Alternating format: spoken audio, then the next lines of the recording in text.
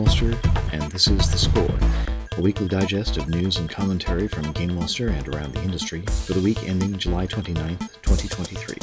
The FTC this week received an application from the ESRB to permit the implementation of a new facial age estimation tool for age verification purposes. The tool, developed by Epic Games subsidiary Yoti, purportedly fills the requirements set down in the Child Online Privacy Protection Act. According to the application, quote, images are immediately, permanently deleted and not used by Yoti for training purposes.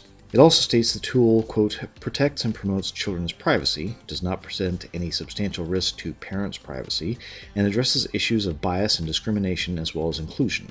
This particular technology has already been used outside the US with Super Awesome's kids' web services, with Yoti reporting that 70% of users prefer to use it over credit cards or other identification.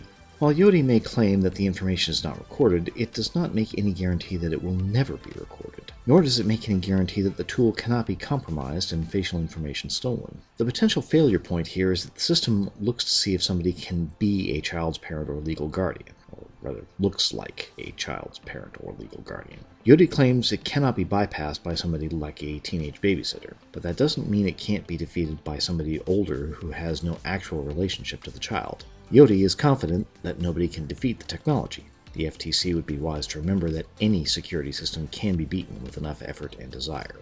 GameStop's C-suite is already missing a CEO, and it's now lost their CFO. Diana Sadeh-Jajeh is resigning her position from the retailer effective August 11th. The CFO has only been in the position about a year, much like her predecessor, stepping in during a series of layoffs last year as part of GameStop's attempts to become a technology company. GameStop did not indicate there would be an immediate replacement for Sadeh-Jajeh, but her functions and responsibilities will be handled by the company's corporate global controller, Daniel Moore. At this point, I have no idea what to make of GameStop. They have one job: selling games and related equipment, and somehow their board can't seem to find people to make that happen. They go through executives like a kid with a cold going through tissues. They've got the former CEO of a pet supply website as executive chairman, whatever that actually means. They've got cast-offs from Amazon and still can't get their act together. Their core mission continues to elude them, even after all this. How a company can be run this badly and still be functional continues to baffle me. Activision Blizzard's legal dramas have gone beyond the FTC, though not for the reasons you might think. A complaint has been filed in federal court by Activision Blizzard seeking a declaratory judgment against TikTok creator and music critic Anthony Fantano, accusing him of, quote, embarking on a scheme whereby he selectively threatens to sue certain users unless they pay him extortionate amounts of money for their alleged use of an audio clip. Earlier this year, Activision used the clip of Fantano reacting to a pizza being cut with a cry of, "It's enough slices," as part of their promotional efforts for the Crash Bandicoot franchise. Fantano sent Activision a cease and desist letter, claiming the company's video, quote, falsely implied Fantano's endorsement of Activision. Activision took the video down, but claims that Fantano wasn't satisfied by this, that he believed he was, quote, entitled to substantial damages from the use, and he offered to, quote, settle the claims for a six-figure sum.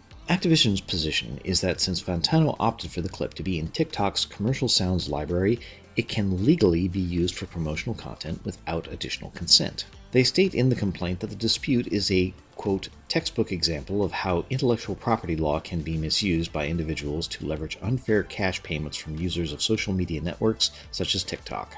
It's hard not to want to wash your hands of both parties in this matter. One of them is trying to be a rent-seeking copyright troll, the other is a contemptible megacorporation. It's the worst possible game of who's the biggest schmuck, and nobody really wins that kind of game, least of all the average gamer.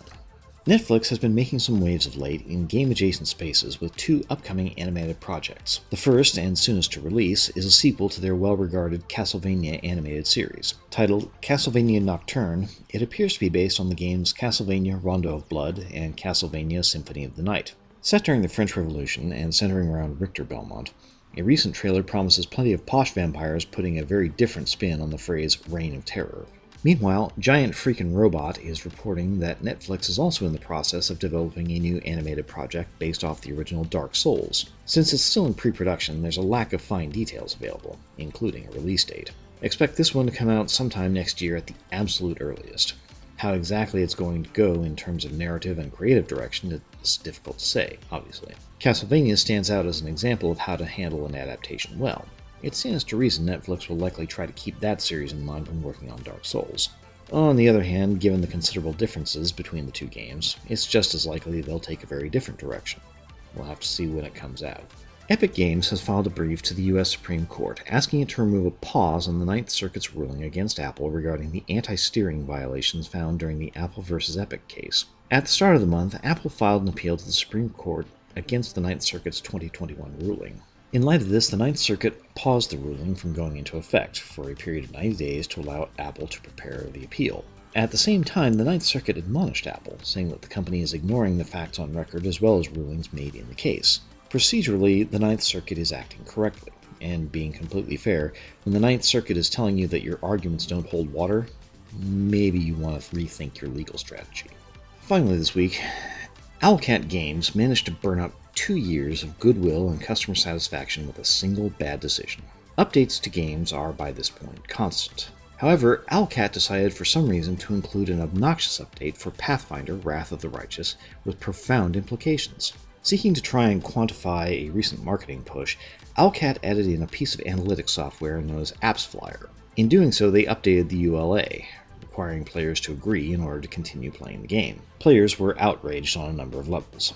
The obvious outrage about an analytics program taking a snapshot of your system is completely understandable, even if the information was comparatively minimal. The outrage about having to agree to a ULA yet again in order to play a game which some players have had in their catalogs for 2 years by this point is equally understandable. But it's the seeming thoughtlessness which probably stung the most. It never occurred to Owlcat Games not to do this. There had to be better options available, even if basic Steam data should have given them what they were looking for. If you see a measurable uptick in purchases and or installations within a week of your ad campaign, there's a good chance that your ad campaign worked. If they genuinely needed system configuration data, there are ways of getting it. Hell, ask them for a DX Diag report. That should give sufficient information for any developer to work with.